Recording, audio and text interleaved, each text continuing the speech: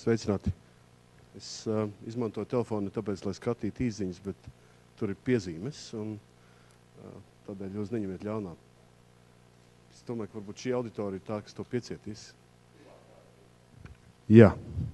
Vēl vienreiz, es izmantoju telefonu nevis, lai jūs aizskārtu un lasītu īziņas, bet tāpēc, ka tur ir man piezīmes.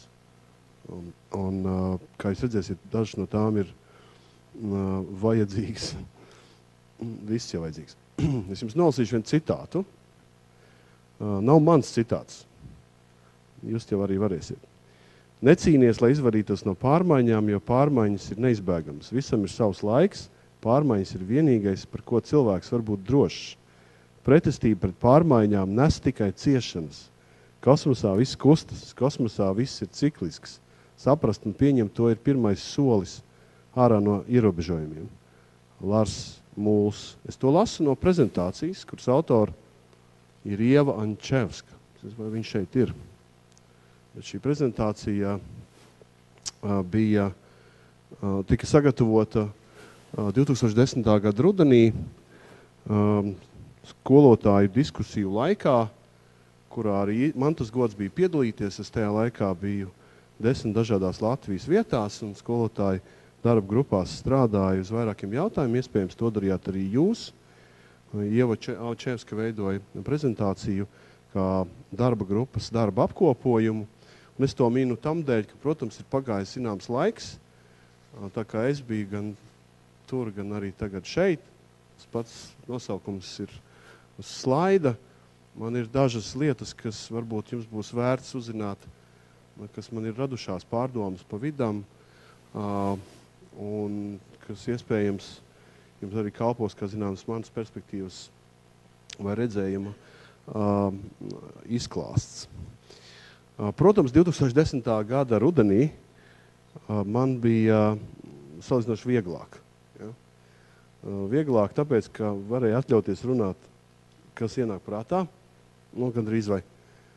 Un tas bija labi, jo, tāpēc, ka bija kāds tāds varbūt vienalga asāks vai netradicionālāks vai savādāks viedoklis.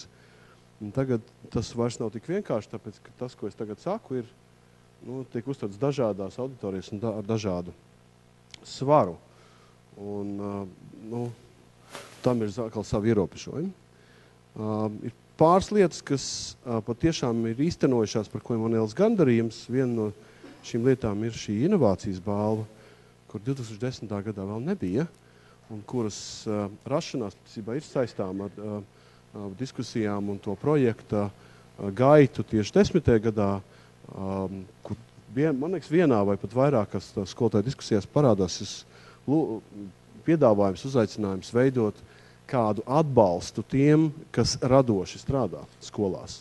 Un inovācijas balva bija atbildi uz šo, tāpat kā 2010. Gada samērā interesantā konference.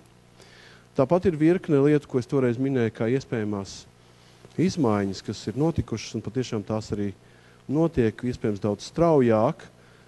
Mēs redzam, ka apetīte sabiedrībai diskutēt un iesaistīties jautājumu apspriešanā par izglītību tikai aug, nevis samazinās. Mēs tāpat redzam, ka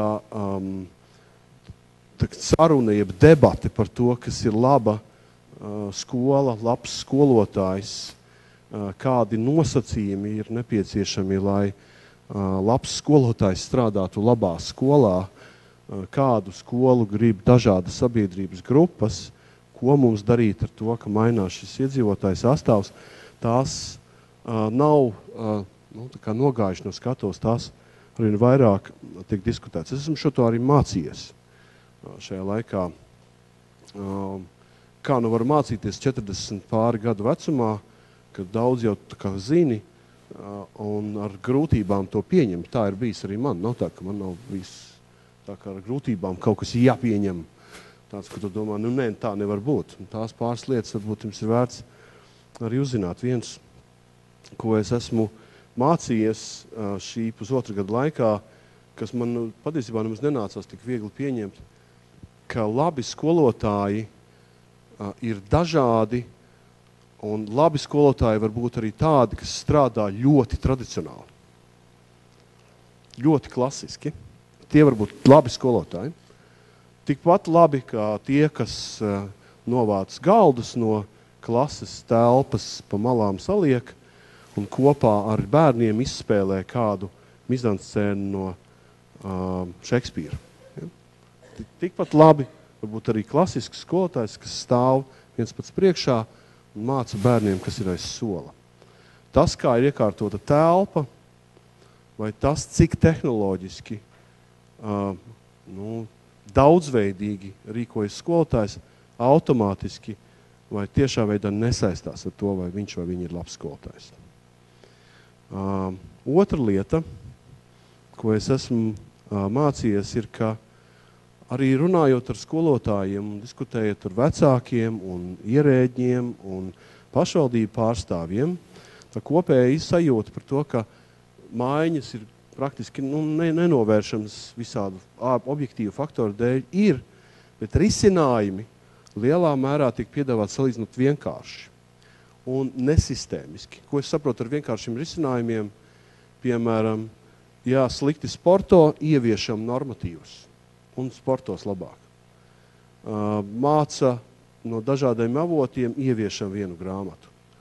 Vienkāršoti risinājumi ir salīdzinoši populāri. Ir vēl grūtāk runāt par sistēmiskiem risinājumiem. Tādi, kas nav tūlīt par mani, bet tādi, kas apkopo sistēmu. Es ļoti ceru, ka šodien šeit zālē ir cilvēki, kuri tieši tāpēc ir šeit zālē, ka tas nav viņiem tā kā jautājums vai grūtības domāt sistēmiskos risinājumos, ne tajos, kas tūlīt uzrunā konkrēti mani, bet to, kas attiecās uz skolotājiem kopumā, uz skolas dzīvi kopumā. Tad šī sajūta, jūs varat nākt ar sistēmisku risinājumu, kas ir labs, bet viņš nebūs labs cilvēkiem, ja nesaturēs kādu vienkāršību un neizskaidros arī, ko konkrēti, kurām tas nozīmē. Trešā lieta, es domāju, ir diezgan būtiski, ka pārmaiņas nesaistās, ko es esmu mācījies. Pārmaiņas nesaistās ar to, ka vienmēr ir jālauž procesi. Šur tur ir jālauž procesi un pie tam diezgan aktīvi un radikāli. Tas ir taisnība. Bet daudz kur procesiem, piemēram, vienkārši jāļauj notikt. Vai jānovāc tie traucējumi, kas liedz pārmaiņām notikt. Proti, jūs drīzāk tā kā nevis ar spēku griežat vai piespiežat, bet pavarat vaļā, uzgrūžat uz tā ceļa, vai vienkārši sakiet, jā, tas ir pareizais ceļš. Un reformas izglītībā ir arī šīs darbības. Tās nav vienmēr kaut ko padarīt vai sarežģītāku, vai principā mainīt, tā kā bija agrāk, tā vairs nedrīkst, vai laust. Reformas izglītība ir arī pieļaušana, atļaušana, barjeru novākšana vai pastāvēšana malā. Ja? Tā arī var būt laba reforma. Un ceturtā atziņa, ko es esmu mācījies, šīs visas trīs, ko es minēju, nemaz nav vienkāršas lietas man, ko es esmu mācījies šai procesa rezultātā, sadaroties, sazinoties, runājot, diskutējot ar cilvēkiem izglītībā. Un ceturtā lieta, ko es, to varbūt es zināju agrāk, tāpēc, ka esmu vecāks, tētis, tad man tas, tagad drusku sistēmiskākā nozīmē pacēlās.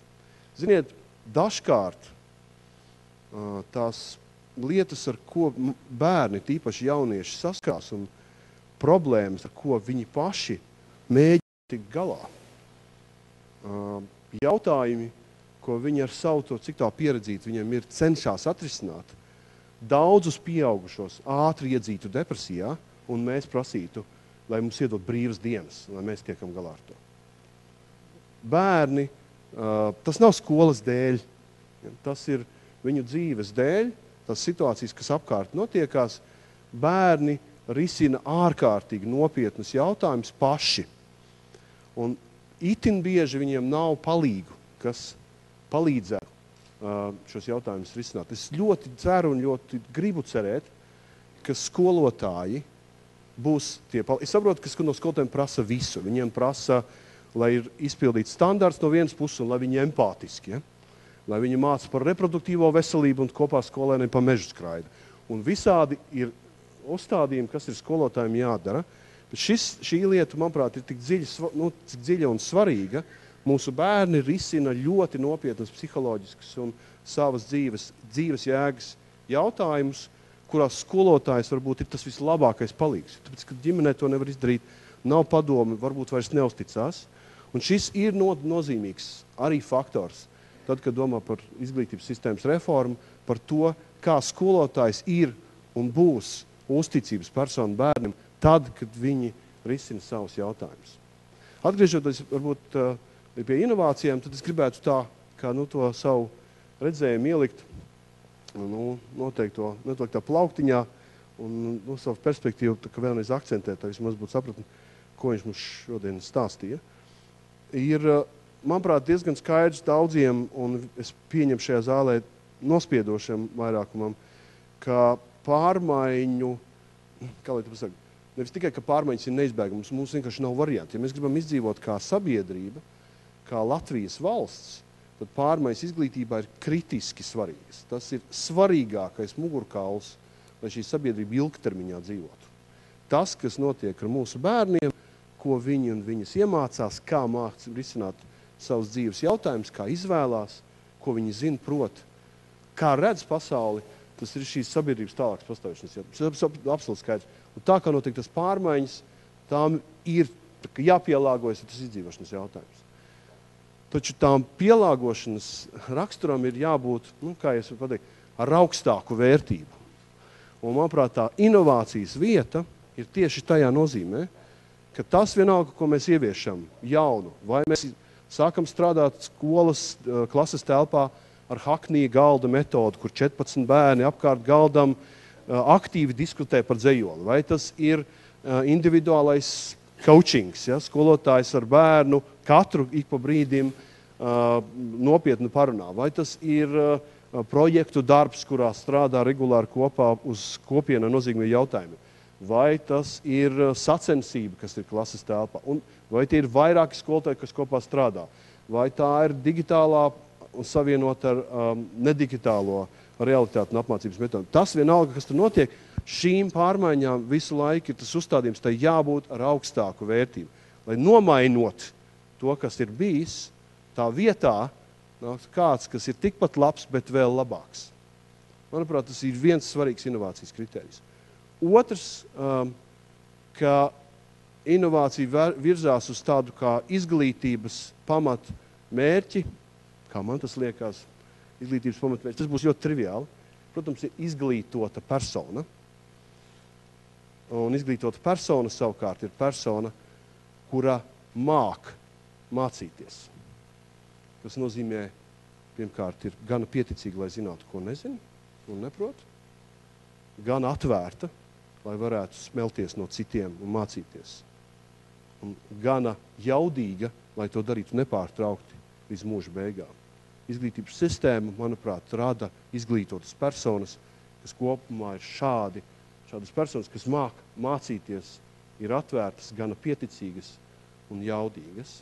Skolotājiem šeit ir izšķirošā nozīme, inovācijas ir tie veidi, kas padara, kas ir labāk, kas ir augstākas vērtības pārmaiņas nekā līdz šim, saprotot, ka mums visu laiku ir darbs ar savus jautājumus risināt šiem jauniešiem un bērniem.